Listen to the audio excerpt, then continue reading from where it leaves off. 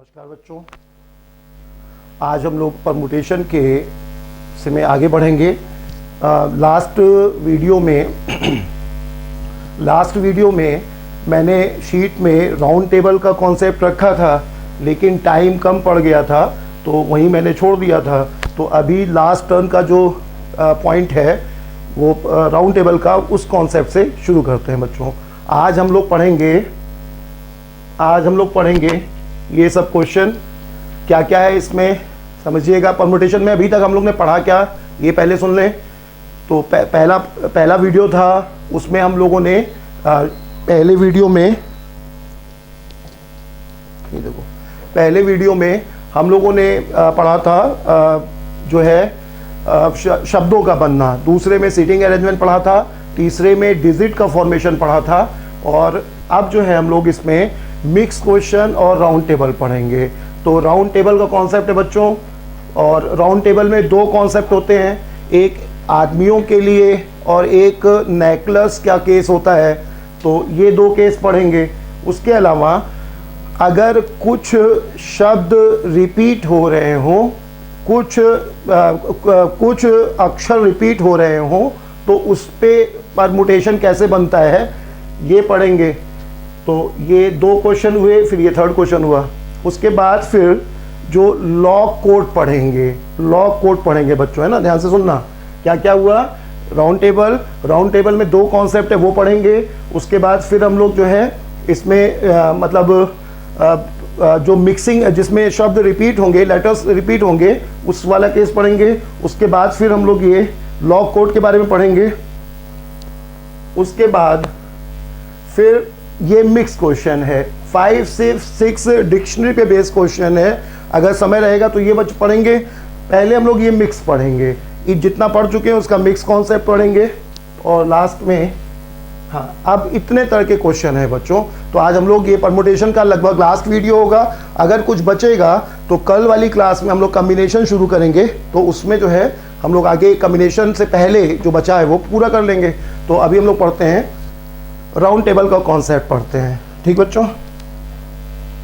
तो देखो ध्यान से समझना, फार्मूला हर किताब में होता है, इंटर में सबने फार्मूला पढ़ा है, हमने भी पढ़ा था, लेकिन बच्चों मन से बताना कि मतलब एकदम क्लियर नहीं होता है कि ये हो क्यों रहा है ना। हम एकदम क्लियर करने की कोशिश करेंगे। देखो ध्यान से समझना बच्चों, जैसे मान लो अगर चार लोग हैं, 4 लेटर्स है, 4 अक्षर है, मान लो ABCD। तो अगर इनको लाइन में अरेंज करना है, 4 लोग समझ लो, 4 आदमी ABCD हैं, अगर इनको लाइन में अरेंज करना है तब बच्चों कितने तरीके हो जाएंगे, फैक्टोरियल 4 तरीके हो जाएंगे, ठीक ना। लाइन में अरेंज करना है तब तरीके कितने हो जाएंगे, फैक्टोरियल 4 तरीके। ये हम लोग पहले पढ़ चुके हैं। अच्छा, अगर इन्हीं 4 लोगों को एक सर्किल में व्यवस्थित किया जाए, तब तरीके अलग क्यों हो जाते हैं। फॉर्मूला ये होता है, पहले फॉर्मूला समझे फिर फॉर्मूले का कारण समझे। यहाँ पे व्यवस्थाएं क्या बताई गई थी बच्चों, बताया गया था कि n में सभी n को लेकर के अगर पॉसिबल अरेंजमेंट पूछे जाएंगे तो क्या होगा, बोलो, फैक्टोरियल n, बताया गया था ना। तो राउंड टेबल के लिए जो फॉर्मूला होता है वो फैक्टोरियल n-1 होता है।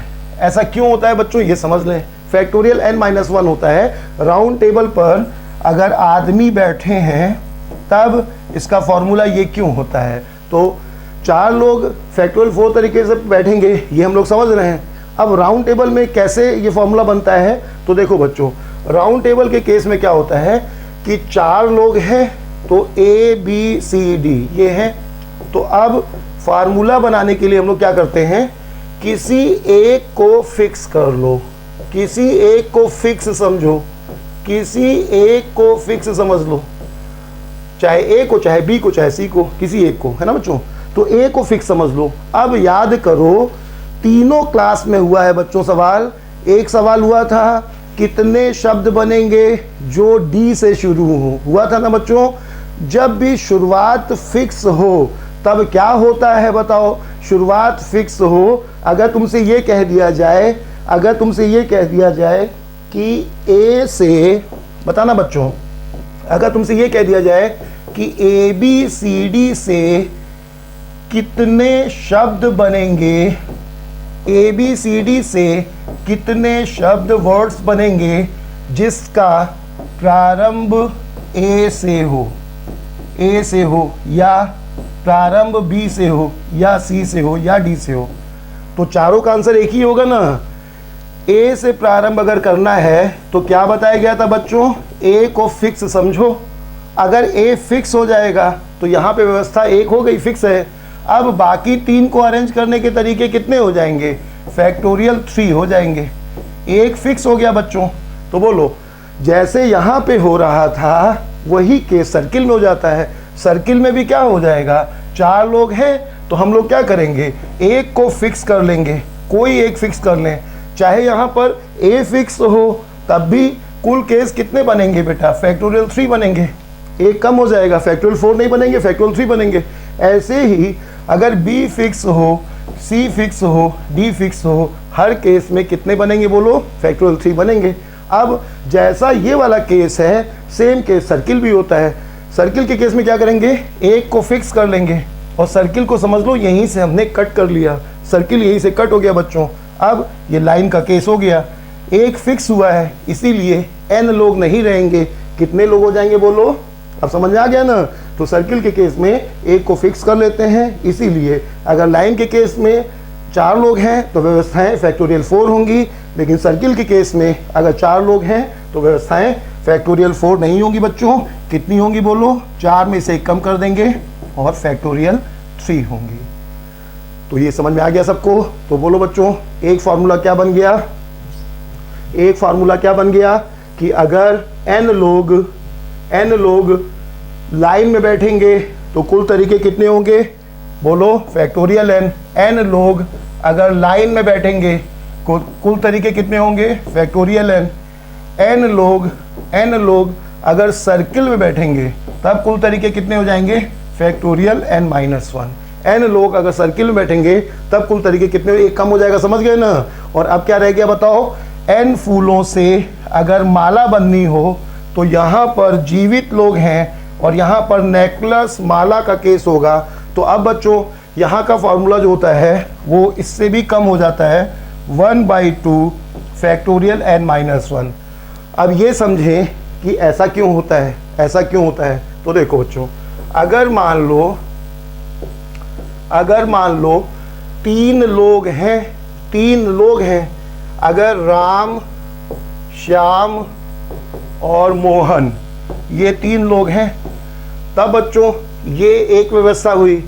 और अगर इसी में ये राम, मोहन और श्याम अगर 3 लोग हैं तब एक व्यवस्था ये हो गई, राम के एक तरफ कौन बैठा है बताओ, श्याम है, और एक तरफ कौन बैठा है, मोहन है। अब दूसरी व्यवस्था क्या हो सकती है कि राम, श्याम और राम, मोहन और श्याम, अगर ये केस हो जाएगा तब बोलो बच्चों व्यवस्था बदल गई ना। यहाँ राम के क्लॉकवाइज डायरेक्शन में श्याम था और राम के एंटी क्लॉकवाइज डायरेक्शन में मोहन था, लेकिन जब श्याम यहाँ आ जाएगा तब बोलो बच्चों राम के एंटी क्लॉक, यहाँ पे ये कैसा था बताओ, राम से श्याम कैसा था बच्चों, क्लॉकवाइज था, और यहाँ पे राम से श्याम कैसा हो गया बोलो, एंटी क्लॉकवाइज हो गया। इसीलिए ये और ये व्यवस्था अलग अलग है। लेकिन अगर यहीं पर ये रंग हो बच्चों, तो आप बताओ अगर यहीं पर ये रंग हो जाए तो लाल, हरा और पीला ये है। अब इसी में 3 मोती हैं, मान लो ये 3 मोती हैं।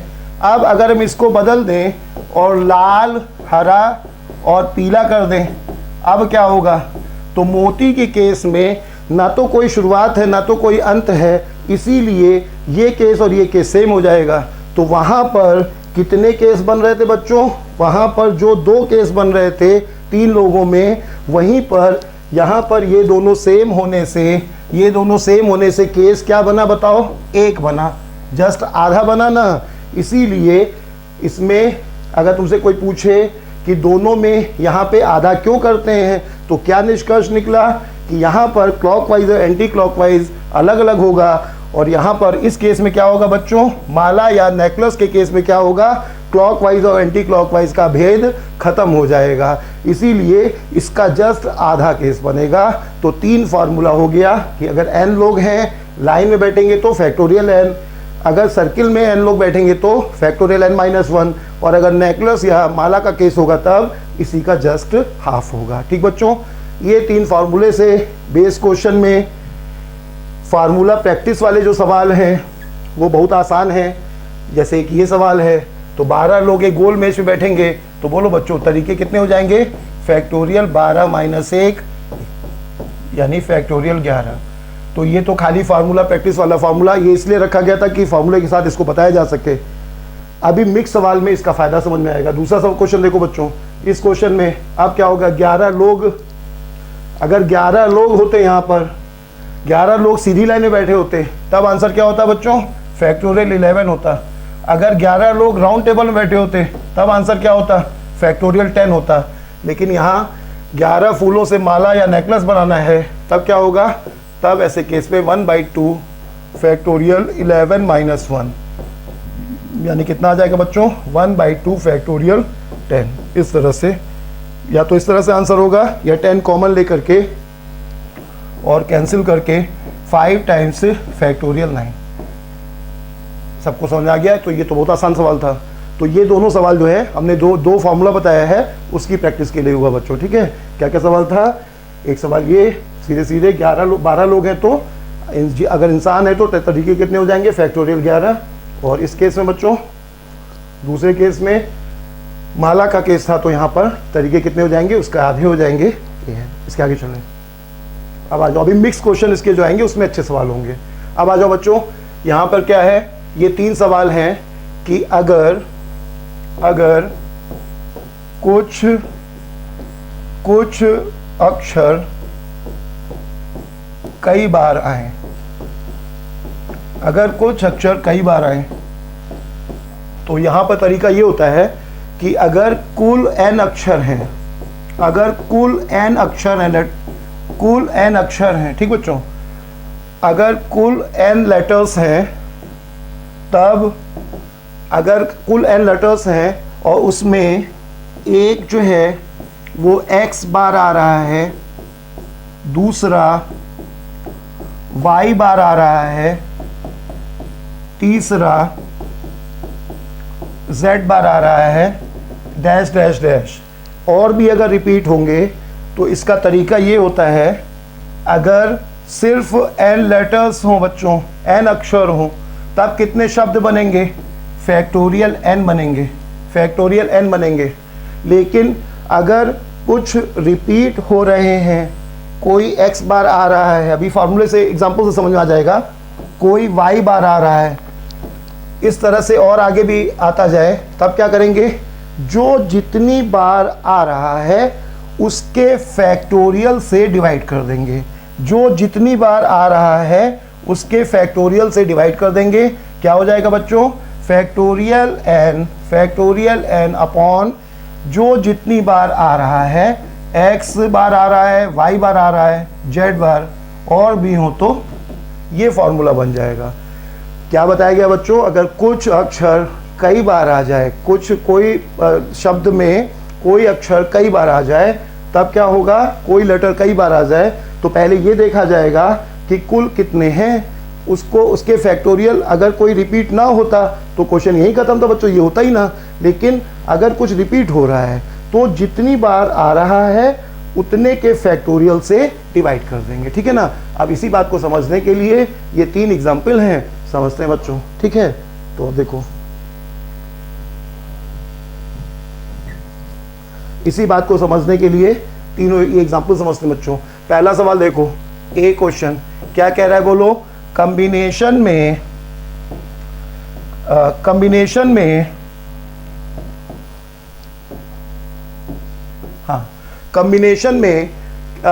कितने शब्द बन सकते हैं। तो बोलो बच्चों, कॉम्बिनेशन को देखोगे तो कुल शब्द कितने हैं, इस कुल अक्षर कितने हैं इसमें, तो 3 3 6 3 9 और 2 11, कुल कितने हैं बच्चों, 11। तो ऊपर क्या आ जाएगा बताओ, फैक्टोरियल 11। पहले ये देखा जाएगा कि कुल कितने हैं, तो कितने हैं बोलो, 11 हैं, तो फैक्टोरियल 11 आ जाएगा, डिवाइडेड बाई। अब ये देखा जाएगा अगर कोई रिपीट ना हो रहा होता तो यही आंसर हो जाता, और अगर कोई रिपीट हो रहा है तो जितनी बार रिपीट हो रहा है उसका डिवाइड करेंगे। ठीक बच्चों, तो जैसे यहाँ पर क्या कौन कौन रिपीट हो रहा है बोलो, तो ओ 2 बार आ रहा है तो फैक्टोरियल 2 का डिवाइड कर देंगे। इसी तरह से आई 2 बार आ रहा है, फैक्टोरियल 2 का डिवाइड कर देंगे, और इसी तरह से एन भी 2 बार आ रहा है तो फैक्टोरियल 2 का डिवाइड कर देंगे। ये हो गया। पहले क्या करेंगे बोलो, ये देख लेंगे कि कुल कितने हैं, तो कुल कितने हैं बच्चों, 11 हैं, तो फैक्टोरियल 11 हो गया।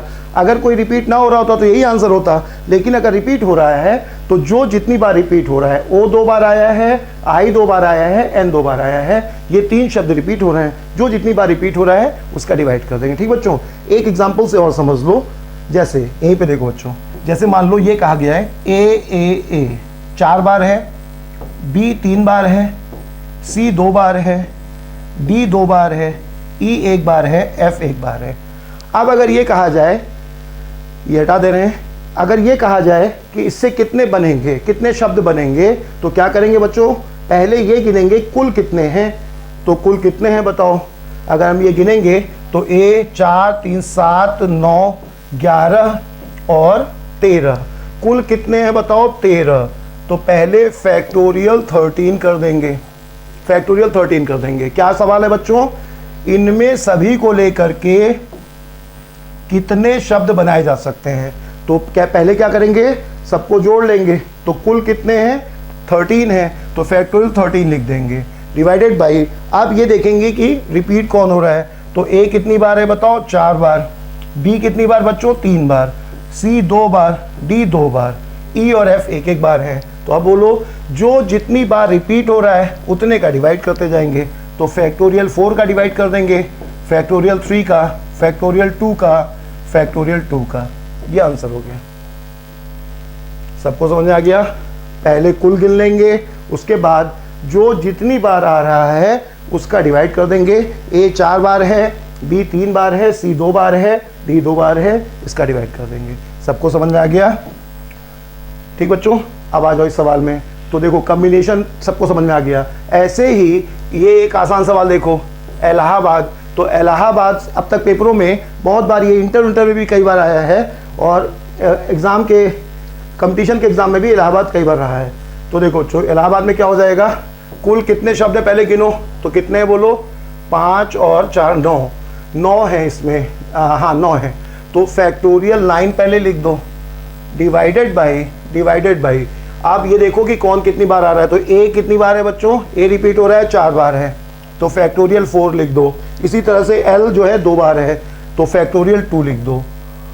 और कोई रिपीट नहीं हो रहा है तो ये हो जाएगा आंसर। सबको आ गया बच्चों। इसी तरह से तो पहला हुआ, तीसरा हुआ।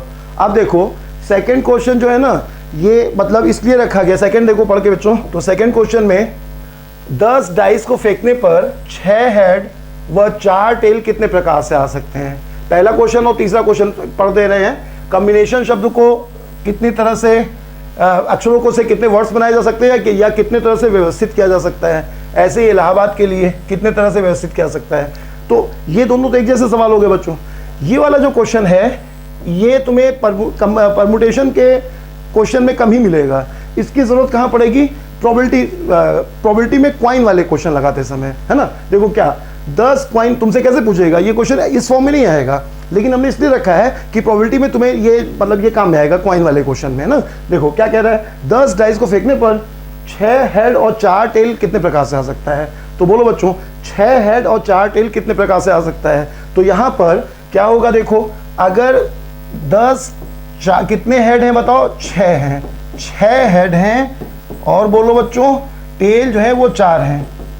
अब एक तरह से ये सवाल कैसा हो गया, अब ये कितने तरह से 6 हेड और 4 टेल कैसे कैसे आ सकते हैं। तो ऐसे सॉल्व करना तो बहुत मुश्किल है, टेल यहाँ हो सकता है, तमाम पॉसिबिलिटी है बच्चों। तो ऐसे में क्या करेंगे, ये क्वेश्चन को इस तरह से पढ़ो। क्या, इस क्वेश्चन को ऐसे पढ़ो कि इन शब्दों से, इन अक्षरों से कितने शब्द बनाए जा सकते हैं। अभी जो हमने इससे पहले वाला क्वेश्चन लिया ए वाला, वही क्वेश्चन तो है क्या सवाल हो गया बच्चों कि अगर 6 बार H लिख दिया जाए और 4 बार T लिख दिया जाए तो कितने शब्द हो सकते हैं, है ना। क्या करोगे, 6 बार H लिखा है, 4 बार T लिखा है, तो बोलो बच्चा नियम क्या होता है, पहले कुल जोड़ लो, कितने हो गए, 6 ये 4 ये, फैक्टोरियल 10 डिवाइडेड बाई, ठीक ना। क्या कहा बताया गया, पहले कुल शब्द गिन लो, कुल कितने बोलो, 6 ये 4 ये 10 हो गया। अब जो जितनी बार आ रहा है उतने का डिवाइड कर दो, ठीक बच्चों। तो ये कितनी बार आ रहा है, 6 बार, फैक्टोरियल 6 का डिवाइड कर दो। ये कितनी बार आ रहा है, 4 बार, फैक्टोरियल 4 का डिवाइड कर दो। ये हो गया आंसर। सबको समझ में आ गया बच्चों। तो ये काम में आएगा प्रोबेबिलिटी में, ठीक है ना। इसीलिए हमने तुमसे कहा था कि अगर प्रोबेबिलिटी पढ़ने के लिए पेपर में ज़्यादातर प्रोबेबिलिटी रहता है, जहाँ भी ये तीनों टॉपिक आते हैं वहाँ पे प्रोबेबिलिटी का वेटेज ज़्यादा रहता है। लेकिन प्रोबेबिलिटी वो एग्जामिनर इसीलिए पूछता है कि अगर उसने ये सवाल पूछा तो बोलो बच्चों उसने एक तरह से, अब इसी क्वेश्चन में क्या होगा, कहेगा कि सुनना सवाल, सुनना बच्चों, 10 डाइस को फेंकने पर, 10 पासे को एक साथ फेंकने पर, सॉरी ये डाइस नहीं बच्चा है, ये यहाँ पे करेक्शन कर लेना, ये डाइस की जगह क्वाइन कर लेना, सिक्का, वो डाइस नहीं, ये करेक्शन, डाइस नहीं बच्चा, यहाँ पे ब्लंडर मिस्टेक हुई, तो डाइस की जगह क्वाइन कर लेना। डाइस में कहाँ हेड टेल आएगा ना, डाइस की जगह क्वाइन कर लेना, ये मेरी गलती है। तो बोलो बच्चों अगर 10 क्वाइन को हम टॉस करेंगे तो कुल केस 2 की पावर 10 होता है। तो क्वेश्चन ये कहेगा 10 क्वाइन को टॉस करने पर 6 हेड और 4 टेल की आने की प्रोबेबिलिटी क्या है। तो बस क्या हो जाएगा, इसी में डिवाइड कर देंगे 2 की पावर 10 का। ये 2 की पावर 10 कहाँ से आया, ये हम लोग प्रोबेबिलिटी में पढ़ेंगे, ठीक है ना। तो ये हो जाएगा, तो इस तरह से इसका रोल जो है प्रोबेबिलिटी में रहेगा। ये करेक्शन कर लेना बच्चों, 10 ये डाइस गलती से लिख गया, यहाँ पे क्वाइन होना चाहिए, सिक्का होना चाहिए, ठीक है। तो ये 3 सवाल हुए। कौन कौन से सवाल हुए बच्चों आज, राउंड टेबल का कॉन्सेप्ट हुआ, उसी में नेकलेस का सवाल हुआ, और उसी में ये कोई शब्द अगर, कोई अक्षर अगर रिपीट होता है तो उसका क्वेश्चन हुआ, ठीक बच्चों। इसके आगे चलें, अब आ जाओ, ये बहुत अच्छा सवाल है, बहुत आता है पेपर में। ये क्वेश्चन जो है तुम्हें, ये टाइप का क्वेश्चन जो है पेपर में भी, हाल के ही पेपरों में रेलवे के और ये मतलब CCC टाइप का जो एग्ज़ाम होता है उसमें, CCC सॉरी क्या, ये जो CSET का एग्ज़ाम जो है उस टाइप के पेपर में भी ये क्वेश्चन था, मतलब हल्के पेपर में भी आता है बच्चों। तो देखो क्या कह रहा है, ये लॉग कोड वाले क्वेश्चन है। तो लॉग कोड के कॉन्सेप्ट को, इस क्वेश्चन में आने से पहले लॉग कोड के कॉन्सेप्ट को समझते हैं, ठीक बच्चों। तो बताओ सब लोग, अगर तुमसे ये कहा जाए इन क्वेश्चन से पहले लॉग कोड का कॉन्सेप्ट समझ लें, तो बोलो बच्चों अगर एटीएम का सभी के पास एटीएम है, डेबिट क्रेडिट कोई ना कोई कार्ड है, तो बोलो बच्चों अगर 4 डिजिट का लॉग कोड है तो तुमसे पूछा जाए कि इसमें कुल कितने ऑप्शन हो सकते हैं, 4 डिजिट के लॉग कोड के कुल कितने ऑप्शन हो सकते हैं।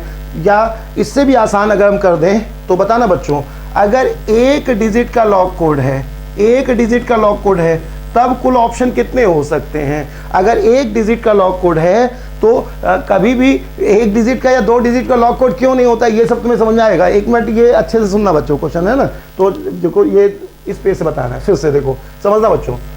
अगर जो है लॉग कोड में 1 डिजिट का लॉग कोड हो तब क्या दिक्कत आएगी, 1 डिजिट में 0 से लेकर 9 तक कुल 10 विकल्प हो जाएंगे, कुल 10 विकल्प हो जाएंगे, 10 चॉइस हो जाएंगी। तो आसानी से एक आदमी 0 से 9 तक ट्राई करके ओपन कर लेगा। अगर 2 डिजिट का लॉग कोड होगा, 2 डिजिट का लॉग कोड होगा, तब क्या होगा, 0 से 99 तक कुछ भी हो सकता है बच्चों, 0 से 99 तक। तो यहां पर देखोगे तो कुल संख्या जो यहां आएंगी वो 99 में से 0 हटाओगे और 1 जोड़ोगे। 1 जोड़ोगे क्यों बच्चों, क्योंकि ये दोनों भी तो लॉग कोड हो सकते हैं। तो इसीलिए कुल विकल्प कितने आ जाएंगे बताओ, 100 आ जाएंगे। 1 डिजिट का लॉग कोड होगा तो कुल विकल्प क्या हो सकते हैं, 0 1 2 ऐसे गिनोगे तो 10 विकल्प हो जाएंगे। 2 डिजिट का लॉग कोड होगा तो 0 से लेकर 99 तक आ सकता है। तो कुल विकल्प कितने हो जाएंगे बच्चों, 100 हो जाएंगे। कैसे हम लोग बिना क्रमचय के बता सकते हैं, इसमें से 99 में से 0 हटा करके और 1 जोड़ देंगे तो कुल विकल्प कितने हो जाएंगे बताओ, 100 हो जाएंगे, ठीक है ना। इसी तरह से अगर 3 डिजिट का होगा तो क्या हो जाएगा, तब यहाँ पे 1000 आ जाएगा। लेकिन ये तो कोई तरीका नहीं हुआ है ना, तो सही तरीका क्या हुआ बताओ। अगर 1 डिजिट का लॉग कोड है बच्चों तो 0 से 9 तक कुल ऑप्शन कितने हो सकते हैं? 10। तो उसी तरह से अगर 2 डिजिट का लॉक कोड होगा तब इस स्थान के लिए, सुनना पहले, ज़्यादातर लोगों ने जब मोबाइल या कोई अटैची या कुछ भी लेते हो तो तुम देखते हो कि लॉक कोड में जो है 0 से शुरू होता है। कई बार लॉक कोड 0 से शुरू हो सकता है, ज़्यादातर तुम देखोगे शुरुआत में लॉक कोड 000 ही होता है। तो लॉक कोड में नंबर रिपीट होता है और लॉक कोड की शुरुआत 0 से होती है। ये बात ध्यान रखना बच्चों, ये बात कहीं पेपर में तुमसे बताई नहीं जाएगी, हमें पता होना चाहिए, है ना। तो अब बताओ, तो अगर 1 डिजिट का लॉक कोड है तो कितनी चॉइस हो सकती है? बताओ 10। अगर 2 डिजिट का लॉक कोड है तो इस स्थान पर 0 से 9 तक कुछ भी रख सकते हो। तो 10 चॉइस यहाँ पे हो गई और यहाँ पे भी 10 चॉइस हो गई, क्योंकि यहाँ पे रिपीटिशन अलाउड वाला केस है। हमने पिछली वीडियो में सब बताया था बच्चों। तो अब बताओ कुल चॉइस कितनी हो जाएंगी? बताओ 2 अगर है तो 100 हो जाएगा, 10 × 10 हो जाएगा। इसी तरह से अगर 3 डिजिट का लॉक कोड है तब हर प्लेस के लिए चॉइस 10 हो जाएंगी। तो बोलो बच्चों ये कुल चॉइस कितनी हो जाएंगी? बताओ 10 × 10 × 10 यानी 10⁻3। तो क्या निष्कर्ष निकला बच्चों कि अगर डिजिट भरी जा रही हैं तो कुल चॉइस कितनी होंगी? बताओ 10⁻n। क्यों बच्चों? हर स्थान के लिए 0 से 9 तक कुल कितने विकल्प होंगे? बताओ 10। और एटीएम में लॉक कोड में नंबर रिपीट होना अलाउ होता है, तब हर प्लेस के लिए 10-10 चॉइस होंगी। तो इसलिए जितने स्थान होंगे उतने बार 10 का गुणा होगा बच्चों। तो ये फॉर्मूला बना सकते हो। अब बताओ अगर ये सब क्वेश्चन तुमसे पूछा जाए, जैसे पहले ए के पहले बी और सी में आओ, तो अब बोलो बच्चों यहाँ पे पूछा जाए 5 अंकी लॉक कोड है तो मैक्सिमम कितने प्रयास में ओपन कर सकता है? तो बोलो बच्चों एक बार समझ भी लो। तो हर एक स्थान के लिए कितनी कितनी चॉइस होंगी? बोलो 10-10 होंगी। तो सीधे हम कह सकते हैं कि 10⁻5 चॉइस होंगी। ठीक है ना। इसीलिए देखो बच्चों कि जो भी लॉक कोड बनाया जाता है वो प्रायः ज़्यादा डिजिट का होता है। देखो मोबाइल रिचार्ज करने का जो लॉक कोड होता है 16 डिजिट का होता है। 16 डिजिट का बनाने की जरूरत क्यों होती है? अगर 16 डिजिट का लॉक कोड है और सब में डिजिट लिखी हुई है तब क्या होगा बच्चों? हर प्लेस के लिए 10 चॉइस होंगी, तो 10⁻16 केस बन जाएंगे। इसीलिए अब किसी को कोई इसे हैकर हैक नहीं कर पाएगा, क्योंकि उसे इतना चेक करना पड़ेगा ना। तो जितने शब्द बढ़ते जाएंगे, जितने स्थान बढ़ते जाएंगे, उतने ही ज़्यादा लॉक कोड और कठिन होता जाएगा। 1 डिजिट का होगा बच्चों तो क्या होगा बताओ? सिर्फ 10 चॉइस। 1 डिजिट का अगर लॉक कोड होगा तो सिर्फ 10 प्रयास में वो ओपन कर लेगा, है ना, 10 प्रयास में। 2 डिजिट का होगा तब बोलो शुरू करेगा कहाँ से? 0 से 0 1 0 2, बिना मैथ के समझो, 0 0 पहले रखेगा, फिर 0 1 0 2 0 3, ऐसे करते करते कहाँ तक जाएगा? 99 तक चला जाएगा। यहाँ से यहाँ तक के बीच में 100 केस हो जाएंगे कुल, है ना। जब 2 डिजिट आ गई तो 100 बार उसे ट्राई करना पड़ेगा। 3 डिजिट आ गई तो 1000 बार ट्राई करना पड़ेगा। तो जैसे जैसे डिजिट बढ़ती जाएंगी, 1 डिजिट में 10⁻1, 2 डिजिट में 10⁻2, तो फॉर्मूला क्या बन गया बच्चों? 10⁻n। इस केस में अगर 10 चॉइस हैं तब जितनी चॉइस है, 10 का मतलब क्या? 0 से 9 तक है तो 10 चॉइस हैं। जरूरी नहीं हमेशा 10 हो, दी जाएंगी जितनी चॉइस हैं। ये कुल चॉइस है और ये कितने लेटर्स, कितने डिजिट का है। ठीक बच्चों, 10 क्यों आया समझ गए ना? 10 कुल चॉइस है 0 से 9 होने के कारण। ठीक है, अब आ जाओ क्वेश्चन में। अब बताओ बच्चों इसका आंसर क्या हो जाएगा? 10⁻, पहले इस वाले क्वेश्चन का आंसर क्या हो जाएगा? 10⁻5। और इसी क्वेश्चन में देखो अब जरा सा चूकोगे तो इसमें गलती क्या हो जाएगी? थर्ड क्वेश्चन देखो, 5 अंकी लॉक कोड में एक आदमी मैक्सिमम कितनी बार फेल हो सकता है? मैक्सिमम कितनी बार फेल हो सकता है? अब बोलो बच्चों मैक्सिमम कितनी बार फेल हो सकता है? तो बोलो अगर किसी की किस्मत बहुत अच्छी हो, 5 डिजिट का लॉक कोड है, किसी की किस्मत बहुत अच्छी हो सकता है पहले ही प्रयास में ओपन हो जाए, है ना। लेकिन अगर किस्मत खराब होगी तो ये बताओ कि इतने प्रयासों में, जैसे इसे आसान एग्जांपल से समझना बच्चों, जैसे 1 डिजिट का लॉक कोड है तो किस्मत अच्छी हुई अगर तो 0 मान लो लड़के ने दबाया और वही लॉक कोड था तो ओपन हो जाएगा। लेकिन किस्मत खराब हुई तो वो 9 तक ट्राई करेगा, तो 0 से 9 तक कुल ट्रायल कितने हो जाएंगे बताओ? 10। तो अब बताओ बच्चों अगर उसकी किस्मत अच्छी रही तो पहले प्रयास में ही सफल हो जाएगा, नहीं अच्छी हुई तो दूसरे तीसरे चौथे प्रयास सफल होगा। कुल 10 प्रयास करने के बाद तो 100, अगर 1 डिजिट का लॉक कोड है तो 10वें प्रयास में तो सफल हो ही जाएगा ना। तो अब अगर तुमसे पूछता है कि कुल प्रयास कितने किए उसने, हो सकते हैं कुल प्रयास कितने, तो क्या कहोगे 10। लेकिन अगर तुमसे कहे कि किस्मत खराब होने पर वो मैक्सिमम कितनी बार फेल हो सकता है, तो ये बताओ जब कुल 10 प्रयास होंगे तो 10वें में तो निश्चित रूप से पास हो जाएगा ना। तो इसीलिए अगर तुमसे पूछता है इसी क्वेश्चन में कि 5 अंकीय संख्या के लॉग कोड कितने होंगे, तो आंसर क्या होगा बच्चों 10⁵। और अगर कहता है तुमसे कि एक आदमी मैक्सिमम कितनी बार फेल हो सकता है, तो मैक्सिमम कितनी बार फेल हो सकता है बच्चों, तो 10⁵ से 1 कम बार, 10⁵ से 1 कम, है ना। किस्मत खराब हुई तो अंतिम बार में सफल होगा, तो हमेशा अधिकतम कितनी बार फेल हो सकता है, क्या करोगे 1 घटा दोगे, ठीक है। तो ये 2 सवाल हुए। अब आ जाओ बच्चों ए सवाल में। अब बताओ सब लोग बता ना कि 10⁻n फार्मूला क्यों बना बच्चों, 1 डिजिट है तो 10, 2 डिजिट है तो 10⁻2, तो 10 क्या है बताओ, कुल चॉइस है 0 से 9 के बीच में कुल 10 संख्याएं होंगी, तो 10 के कारण ये 10 आया है, और n तो डिजिट को शो करता है, ठीक ना।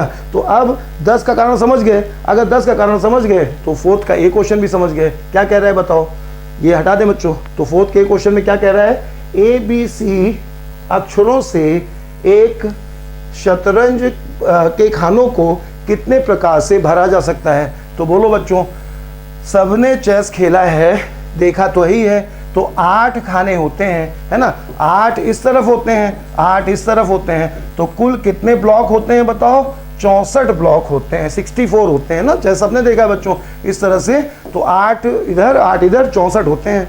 अब हर ब्लॉक के लिए जैसे मान लो बच्चों 2 ब्लॉक हो, 3 ब्लॉक हो, 4 ब्लॉक हो, इतने को समझो पहले।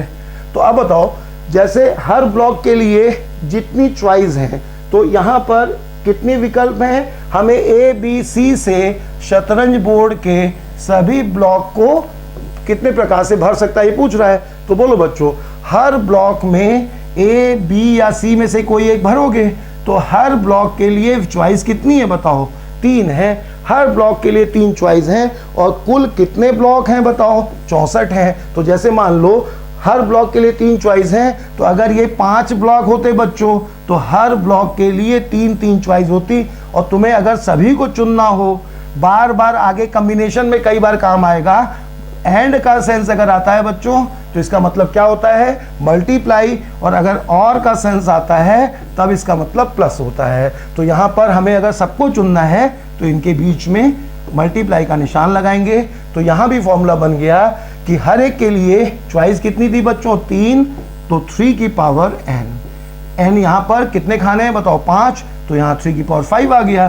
3 क्यों आया बच्चों, क्योंकि हर एक खाने के लिए चॉइस कितनी है, ABC। जैसे इससे पहले वाले में 10⁻n क्यों आया, क्योंकि वहाँ हर एक के लिए 10 चॉइस थी, यहाँ कितनी चॉइस है, 3 चॉइस है। समझ गए बच्चों, बोलो। और कितने यहाँ पे कितने खाने भरने थे, 5, तो 3⁵5 आएगा, तो यहाँ कितने खाने भरने हैं, 64। तो इस क्वेश्चन का आंसर क्या हो गया बोलो, 3⁻64। सबको आ गया बच्चों, ये हुआ। तो ये कौन सा सवाल था, आज हम लोग ने अभी तक क्या क्या पढ़ा बताओ, 3 पॉइंट पढ़े, राउंड टेबल, नेकलेस, और उसके अलावा नहीं 4 पॉइंट, नेकलेस, और उसके अलावा तीसरा पॉइंट कोई लेटर अगर कोई अक्षर अगर रिपीट हो रहा है, और उसके अलावा 4th पॉइंट क्या बच्चों, कि अगर लॉग कोड बनाना हो या फिर लॉग कोड टाइप का क्वेश्चन जैसे ये है वो है, ठीक है। वहाँ पे लॉग कोड जैसा ही क्वेश्चन है ना। क्या क्या सिमिलरिटी है बच्चों, जैसे लॉग कोड में नंबर रिपीट हो सकते हैं, 0 से शुरुआत हो सकती है ना, उसी तरह से ये। अब ये बताओ ABC से अगर तुम 64 खाने भरोगे, तो यहाँ पे क्या बिना रिपीट के भर लोगे क्या, 64 जब खाने हैं और हर एक में तुम्हें ABC में से कुछ भरना है, तो बताने की क्या ज़रूरत है कि रिपीटिशन होगा, है ना बच्चों। तो ध्यान रखना, लॉग कोड में नहीं बताया जाएगा, और ऐसे केस में जो सवाल देगा उसमें नहीं बताएगा, तुम्हें खुद ही सोचना होगा, ठीक है। तो 4 तरह का क्वेश्चन हुआ। अब मिक्स क्वेश्चन में आते हैं। अगला सवाल जो इसमें रखा गया था वो तो बच्चों था जो है डिक्शनरी का, लेकिन डिक्शनरी से पहले, डिक्शनरी एक अलग कॉन्सेप्ट है। बहुत अच्छा सवाल बनता है डिक्शनरी पे, कोई कुछ शब्द दे देगा और तुमसे कहेगा, अगर कल तक टाइम रहे तुम्हारे पास तो पेपर देखना बच्चों, तो उसमें तुम्हें दिखेगा कि उसमें जो कहेगा कि कुछ शब्द दे देगा या कुछ अक्षर, और कहेगा कि इससे डिक्शनरी बनाई जाए, तब 250वां शब्द क्या होगा, ऐसा कुछ पूछ लेगा, है ना। तो वो एक थोड़ा बड़ा कॉन्सेप्ट है। उससे पहले मिक्स सवाल में आ जाओ, है ना। 2 सवाल जो है ये मिक्स सवाल है बच्चों। तो अब जैसे पिछले 2-3 वीडियो में तुम्हें शब्दों में, डिजिट में और सिटिंग अरेंजमेंट में, तीनों में क्या क्या बताया गया था बच्चों। जैसे कहा गया था वॉवेल साथ में हो, जैसे कहा गया था लड़के साथ में हो, बताया गया था ना। तो उसी टाइप का सवाल अब किस पे होगा, राउंड टेबल पर होगा। समझ गए। राउंड टेबल पे अभी हमने आसान सवाल बता दिया है ना। लाइन पे बैठाने वाले केस में, लड़के लड़की वाले केस में हमने सिटिंग अरेंजमेंट में तुम्हें बता दिया था कि मिक्स वो मतलब सबको साथ में रखना न रखना, सारे केस हमने समझा दिए थे ना। लाइन में बैठने वाले सारे केस समझा दिए थे बच्चों। अब आ जाओ वही सब सवाल देखते हैं किस पर। 2-3 सवाल हैं, बहुत अच्छे सवाल, सब पेपर के आए हुए सवाल हैं। और ये किस पर है बच्चों, मिक्स सवाल, इसीलिए मिक्स सवाल रखा गया है। राउंड टेबल का कॉन्सेप्ट प्लस जो साथ में रखने की कंडीशन, ना रखने की कंडीशन, सारी कंडीशन मिला करके ना, सब कुछ राउंड टेबल पर। ठीक बच्चों। अब चलो 7 क्वेश्चन देखते हैं, पढ़ो क्या कह रहा है।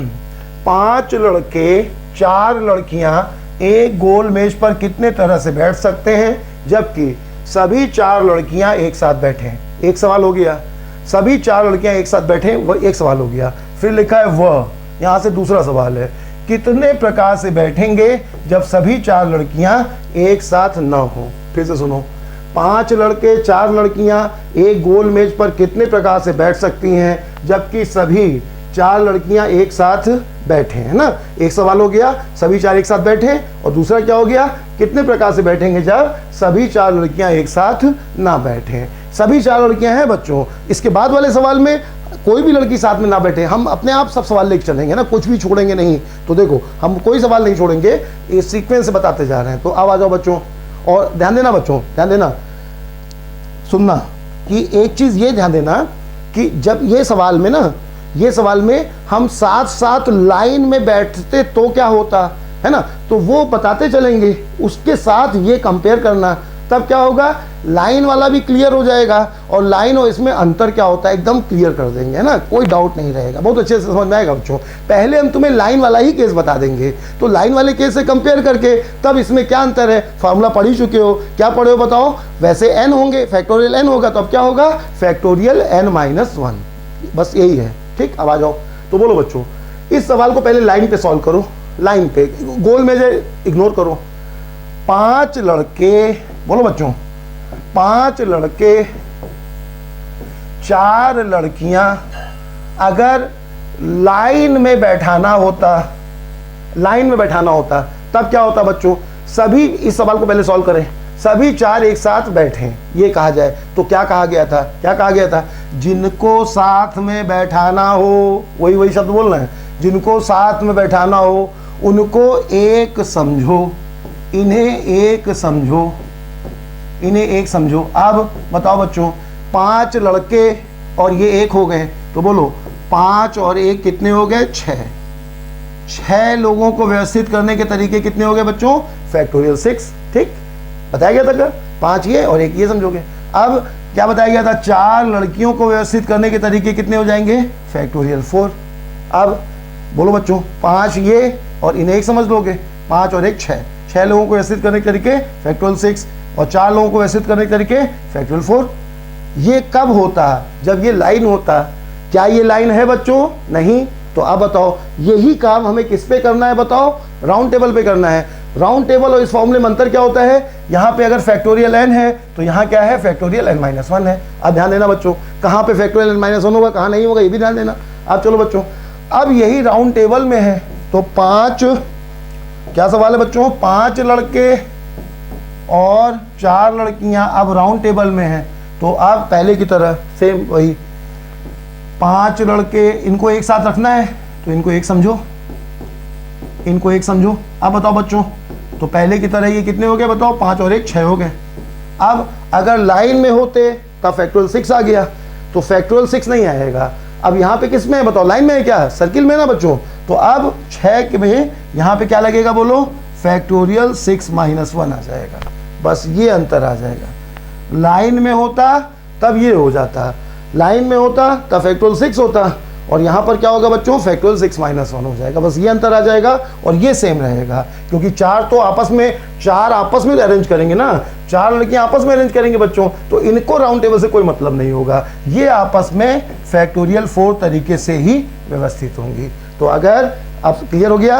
अगर यही लोग लाइन में बैठेंगे तो ये 1 और ये 5 6 हो गए, फैक्टोरियल 6 और ये फैक्टोरियल 4। और अगर यही सर्किल में बैठेंगे तो ये 6 हो गए, लेकिन फॉर्मूले में क्या आएगा बच्चों, n नहीं आएगा, यहाँ n आया है, यहाँ n-1 आएगा, इसीलिए यहाँ फैक्टोरियल 5 आया। और ये पहले की तरह फैक्टोरियल 4 तरीके से व्यवस्थित होंगे। सबको आ गया बच्चों? बोलो, एकदम क्लियर हो गया? अच्छा, अब ये खाली मिटा दे रहे हैं, कंपेयर हो गया। अब बताओ, अब इसके बाद वाले सवाल में आ जाओ। कितने प्रकार से बैठेंगे जब सभी चार लड़कियां एक साथ ना हो? तो बताओ बच्चों, सभी 4 वावेल ना एक साथ, सभी 3 वावेल एक साथ ना हो। सब सवाल बताया गया है ना?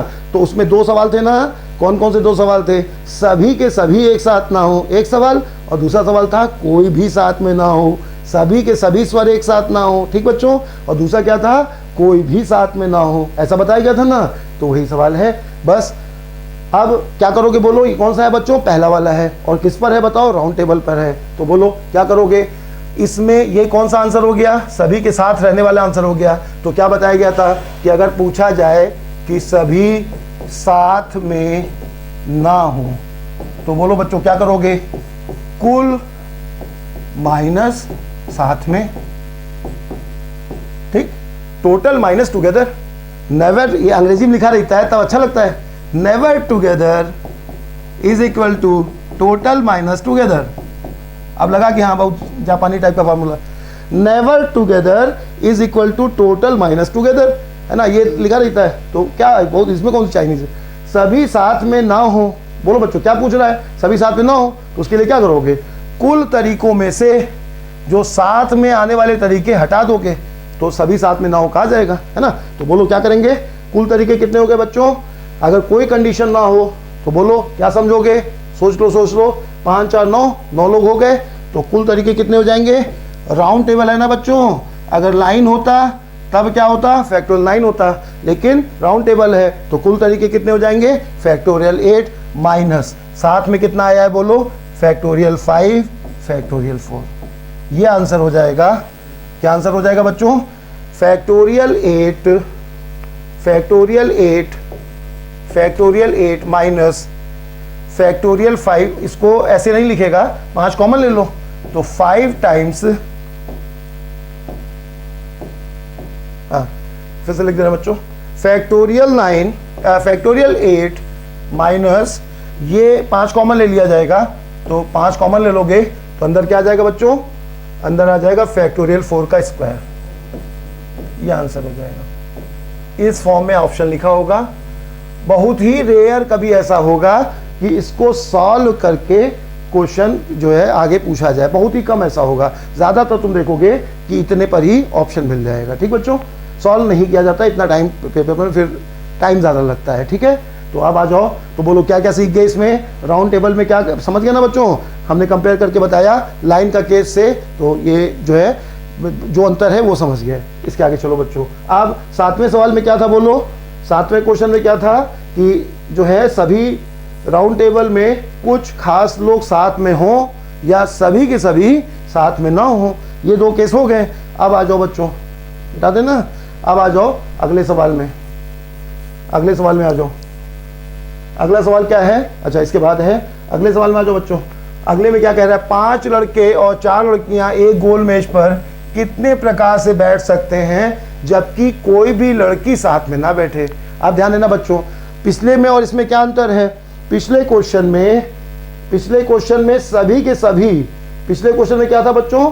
सभी की सभी साथ में ना बैठे। और इस क्वेश्चन में क्या है बोलो? इस क्वेश्चन सवाल अगली बार से बड़ा करना है ना। इस क्वेश्चन में क्या है बच्चों? कि कोई भी साथ में ना हो, है ना? तो क्या होगा बोलो? 5 लड़के और 4 लड़कियां कितने प्रकार से बैठेंगे जबकि सभी, क्या कह रहा है? जबकि कोई लड़की साथ में ना बैठे। अब की क्या है बेटा? पिछले वाले में सभी साथ में ना बैठे, अब की कोई भी साथ में ना बैठे। तब क्या करेंगे? तो आप बोलो, पहले हम लोग लाइन में इसी सवाल को समझ लें। तो आप बोलो, अगर यही सवाल में लाइन में बैठाना होता, कंपेयर करना बच्चों, तभी अच्छे समझ में आएगा। बिना इस कंपैरिजन के दोनों अलग अलग नहीं क्लियर होगा। 2 मिनट और लगेगा, हम तुम्हें ये बता के तब ये समझाएं तो अच्छे से आएगा, है ना? तो बोलो, अगर ये लाइन में होता तब क्या करते? तो क्या बताया गया बच्चों? कोई भी लड़की साथ में ना बैठे। तो हमने तुम्हें बताया था ऐसे केस में जिनको साथ में ना बैठाने को कहा जाए तो दूसरे को बैठाते हैं पहले, है ना। तो पहले क्या करोगे, लड़कों को, 5 लड़के हैं बच्चों, तो 5 लड़कों को पहले बैठा दोगे। तो बोलो बच्चों, 5 लड़के अगर लाइन में बैठा देना बच्चों, शब्द सुनना, 5 लड़के अगर लाइन में बैठेंगे तो कितने तरीके हो सकते हैं, बोलो, फैक्टोरियल 5 तरीके हो सकते हैं। फैक्टोरियल 5 तरीके हो सकते हैं। 5 लड़के अगर लाइन में बैठेंगे तो कितने तरीके हो सकते हैं, बोलो, फैक्टोरियल 5 तरीके हो सकते हैं। अब बोलो बच्चों, अगर 5 लड़के हमने बैठा दिए, अब गर्ल्स के लिए चॉइस कितनी हो गई बताओ, गर्ल्स के लिए चॉइस कितनी हो गई बताओ बच्चों। तो ये इस तरह से गर्ल्स बैठ सकती हैं। तो गर्ल्स के लिए चॉइस कितनी हो गई बताओ, 6 चॉइस हो गई, 6 विकल्प गर्ल्स के लिए हो गए। अब बताओ 6 स्थानों पर कितनी लड़कियां हैं बताओ, 4। तो बोलो बच्चों, जब 6 स्थान है लेकिन बैठने वाले 4 ही लोग हैं, तब कितने तरह से बैठ सकते हैं बताओ, 6p4 तरह से। तो ये आंसर होता कब बच्चों, ये भी पेपर में बहुत आता है। तो ये कब होता बोलो, अगर ये लाइन में बैठना होता। क्या करते हैं, गर्ल्स को पहले, गर्ल्स को अलग अलग बैठाना था बच्चों, तो बॉयज़ को पहले बैठा लोगे, 5 लड़के बैठा लिए, कितने तरीके से, फैक्टोरियल 5 तरीके से। अब स्थान कितने हो गए बताओ, भर गए, स्थान कितने बन गए, 6 लड़कियां कितने तरह से बैठा पाओगे, बोलो, 6 स्थानों पर 4 लड़कियां, 6p4 तरीके से। ये हो गया बच्चों कब, जब हमें इन्हें जो है लाइन में बैठाना हो। अब सर्किल में क्या होगा, तो आप ध्यान देना बच्चों। तो सर्किल में ये हम इतना बैठा दे रहे हैं, ठीक बच्चों, ये अलग से लिख दे रहे हैं। तो फैक्टोरियल 5 और 6p4। अब आ जाओ इस सवाल में, 5 लड़के और 4 लड़कियां। तो अब बोलो बच्चों, यहाँ पर जो है पहले लाइन का केस हम लोग ने समझा, तो फैक्टोरियल 5 और ये पूरा क्लियर हो गया। अब सर्किल से कंपेयर करो। तो अब बोलो बच्चों, 5 लड़के जब लाइन में बैठाए गए तो तरीके कितने हुए बताओ, फैक्टोरियल 5। तो पहले क्या नियम वही है, 4 लड़कियों को अलग अलग बैठाना है, तो पहले किनको बैठाओगे बच्चों, लड़कों को। तो अगर 5 लड़के लाइन में बैठते तो तरीके कितने थे, फैक्टोरियल 5। 5 लड़के अगर सर्किल में बैठेंगे तो तरीके कितने होंगे बोलो, फैक्टोरियल 5 की फैक्टोरियल 5-1, फैक्टोरियल 5-1। ये हो गया बच्चों। अब ये एक अंतर आ गया, यहाँ पे फैक्टोरियल 5 था, यहाँ पे क्या आ गया बच्चों, फैक्टोरियल 5-1। एक अंतर ये हो गया। दूसरा अंतर क्या होगा, अगर लाइन, ध्यान देना बच्चों, अगर लड़के ऐसे लाइन में बैठे हैं तब 5 लड़के बैठने पर लड़कियों के लिए जगहें कितनी बन जाएंगी, 6। तो 6 जगहों पर 4 लड़कियां ऐसे बैठ जाएंगी। लेकिन अगर यही सर्किल में बैठेंगे तब क्या होगा बच्चों, तब देखो, अगर बॉयज़ बैठेंगे 5 इस तरह से। अब देखो, अब ये पिक्चर क्लोज हो जाने से फर्क क्या पड़ा, लड़के अगर 5 लाइन में बैठेंगे तो जगहें 6 क्रिएट होंगी, लेकिन अगर लड़के अगर सर्किल में बैठेंगे तो जगहें जो क्रिएट होंगी वो अब 6 नहीं होंगी बच्चों। देखो 1 2 3 4 5, अब 5 जगहें क्रिएट होंगी। तो ये अंतर आ गया, ठीक ना। एक अंतर क्या आया बोलो, एक अंतर आया कि यहाँ फैक्टोरियल 5 आया था क्योंकि 5 लोगों को लाइन में बैठाना था, और यहाँ क्या आया बच्चों, फैक्टोरियल 5-1। तो फैक्टोरियल 5-1 आया। एक तो ये अंतर हो गया। और दूसरा अंतर क्या हुआ बोलो, दूसरा अंतर क्या होगा, यहाँ जगह 6 क्रिएट हुई थी तो 6p4 आया। यहाँ पे गर्ल्स के लिए 6 जगह नहीं है, 5 लड़के हैं तो 5 जगहें होंगी, है ना। लाइन में n लोग हैं तो एक जगह बढ़ जाएगी, इधर से शुरू हो जाएगा। लेकिन सर्किल अगर है तो जितने लोग हैं उतने ही वैकेंट प्लेस होंगे। 5 अगर लोग हैं तो 5 वैकेंट प्लेस होंगे, 6 लोग होते तो 6 वैकेंट प्लेस होते हैं ना। तो ये बार बार सर्किल बनाने की जरूरत नहीं पड़ती है। इसी के सवाल में चाहे जितने लोग बैठा दिए जाएं, बिना सर्किल के बता सकते हैं। अभी हम बड़ी संख्या लेके बता देंगे बच्चों। तो यहाँ पर जितने लड़के हैं उतनी ही वैकेंट प्लेस होंगे, है ना। और अगर लाइन का केस होगा तो एक वैकेंट प्लेस बढ़ जाएगा। अब बोलो बच्चों, 5 स्थानों पर लड़कियां कितनी है, 4। तो बैठाने के तरीके कितने हो जाएंगे, 5p4। ये आंसर हो गया। अब क्या अंतर हुआ बोलो बच्चों, लाइन में फैक्टोरियल 5 आता तो यहाँ क्या आएगा, फैक्टोरियल 4 आएगा। लाइन में 6p4 होता तो सर्किल में क्या आएगा, 5p4 होगा। सबको आ गया बच्चों। तो ये लाइन और सर्किल का अंतर हुआ, ठीक है। नोट कर लो, जल्दी से दोबारा सुन लो। 5 लड़के लड़कियों को बैठाना है तो क्या करोगे, अलग अलग बैठाना है तो हमेशा दूसरे वाली पार्टी को बैठा दोगे, तो 5 लोगों को फैक्टोरियल 4 तरीके से बैठा सकते हो। उसके बाद 5 लड़कों के बैठ जाने के बाद जो वैकेंट प्लेस होंगे वो 5 हो जाएंगे, उनमें 4 लड़कियां 5p4 तरीके से व्यवस्थित कर सकते हो। बीच में मल्टीप्लाई का साइन आएगा। ठीक बच्चों, अब हटा दें, इसके आगे चलें। क्वेश्चन नंबर 8 था ये। नेक्स्ट क्वेश्चन में आओ बच्चों। अब और अच्छा क्वेश्चन देखो, ये क्वेश्चन में आओ 10 नंबर क्वेश्चन में। तो 10 लोग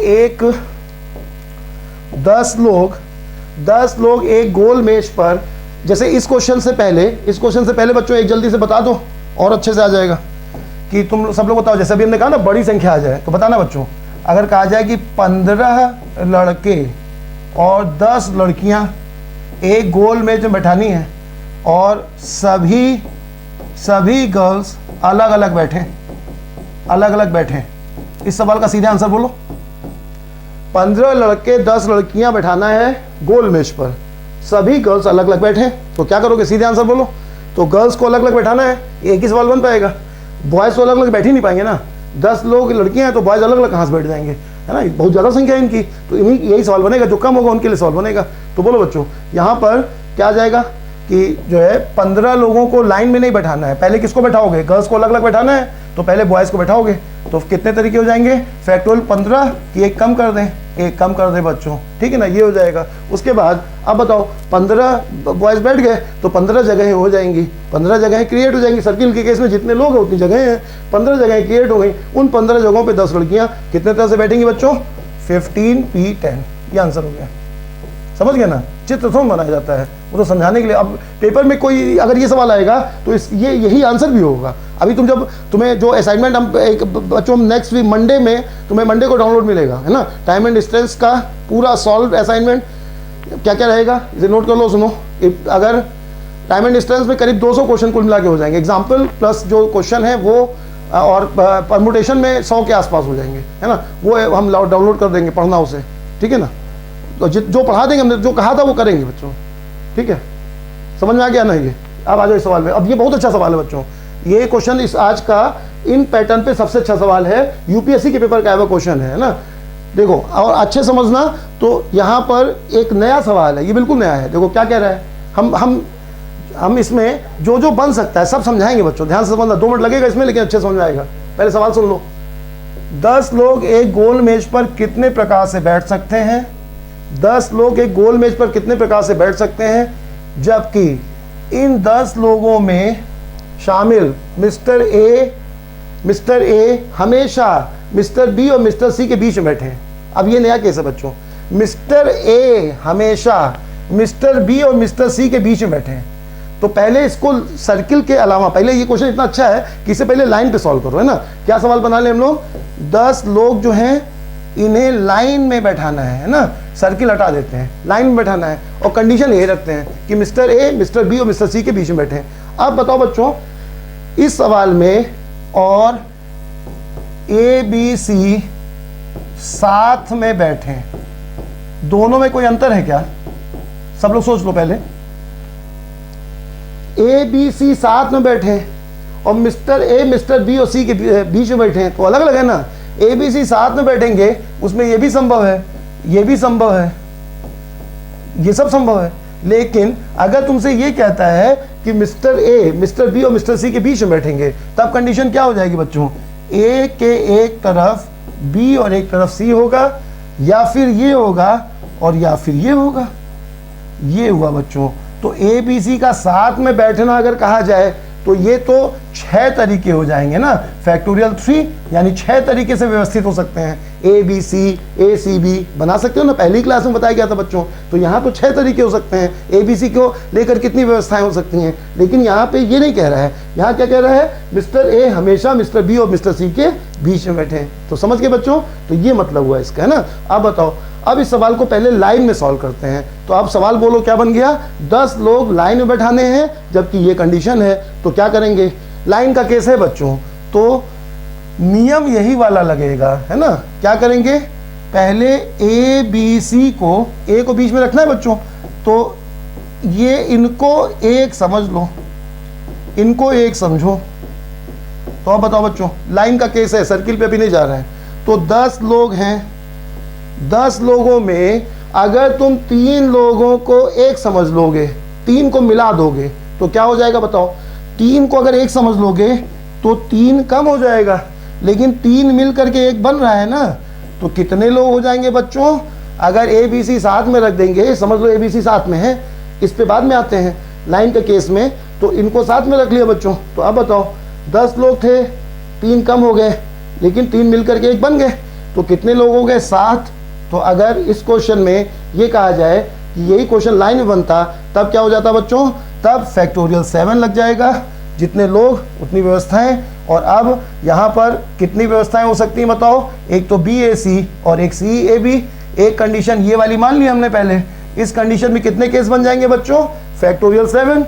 इनको 1 मान लिया तो ये कंडीशन हो गई, तो लाइन के केस में फैक्टोरियल 7 यहाँ बन जाएंगे, और जितने यहाँ बनेंगे बोलो उतने ही यहाँ बनेंगे। तो अब बोलो बच्चों, अगर यही सवाल लाइन में होता तब आंसर क्या होता? 2 टाइम्स फैक्टोरियल 7। पहले ये नोट कर लो, तब हम सर्किल वाला बताएं। 10 लोग हैं, क्या करोगे? 3 को लाइन में बैठाना है, कंडीशन यही है। तो बोलो बच्चों, ये कंडीशन 2 हो सकती हैं, तो पहले ये कंडीशन बना लो, एक कंडीशन पहले बना लो।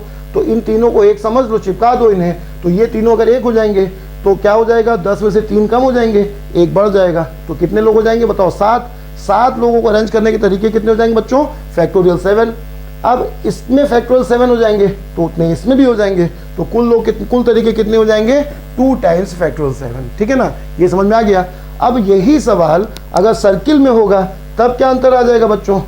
तब इसमें अब यहाँ बता दे रहे हैं, यही सवाल अगर सर्किल में हो जाएगा तब क्या अंतर आ जाएगा कि 10 लोगों में